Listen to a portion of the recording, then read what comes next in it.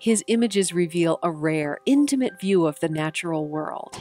The subjects can be as small as your finger, or a pencil eraser, or a grain of sea salt, even a period at the end of a sentence.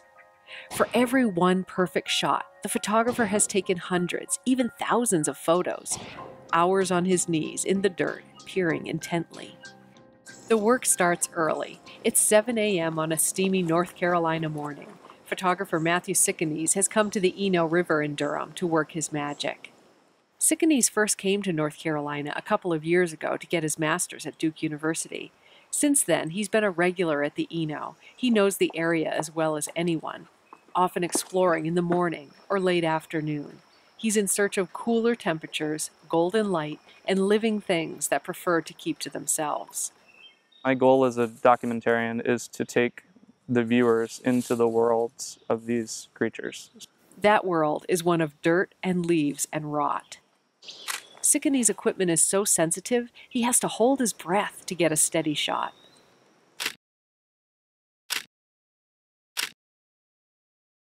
Oftentimes I'll get done like leaning over a tree and I'll just kind of fall over and rest for a minute because it's a lot of work. Once he's found an organism, it's an effort to get the best angle and to get the light just right. One time he noticed ants pulling something huge and black. It was a much larger fly. Then they started to hoist it up over their head and carry it away. And it was amazing to me because the ant was at least half the size of the fly. What's special about Matthew, I think, is that he's a scientist and an artist at the same time. So that when he's looking at this macro world, when he's taking us inside this world, he's doing it not clinically, not in a way that you're seeing just the detail of that world, but he's showing it to us from the perspective of a creature who is that size, as if we're microscopic too and we're walking through that world. Matthew Sickenese had meningitis as a baby. The illness took half of his hearing. And being in the woods is calming, he says. There are fewer sounds to process. The illness also took half of his sight, which could be debilitating for a photographer, but he's learned to focus the vision that he does have. In recent years, he says, he's gone beyond just looking to really seeing his subjects. When I grew up, just like every other kid, I had the magnifying glass in my hands, and I was exploring with my brother out in our woods in the backyard, and you know, we'd come across something like, oh, look, a beetle, and then we'd keep going and do whatever, but it was always very like lightning speed. It was never stopping long enough to contemplate and to understand on a deeper level.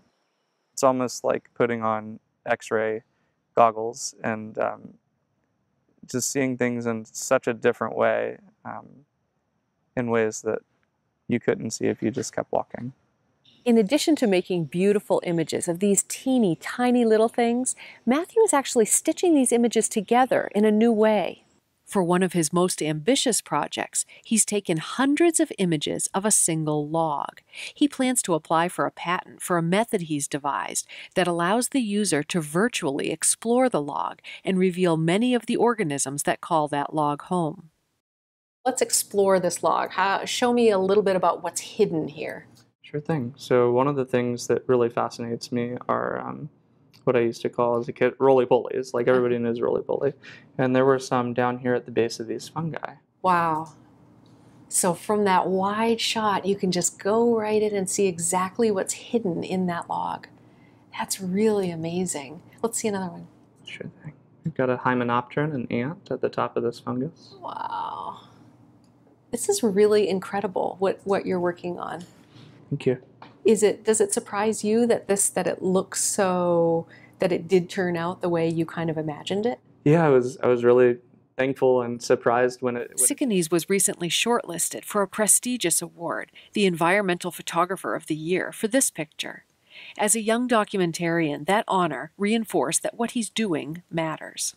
These ecosystems are what drive everything. People may, get their expensive coffee in the morning and go to their skyscraper behind their mahogany desk all day and then go home in their upscale apartment and never see the woods and never have any desire to see the woods. But whether people like it or not, these places are very much a part of our society, and what helps us function as a species. And if we don't start showing more appreciation and more active protection for places like this, then species are going to continue to die off.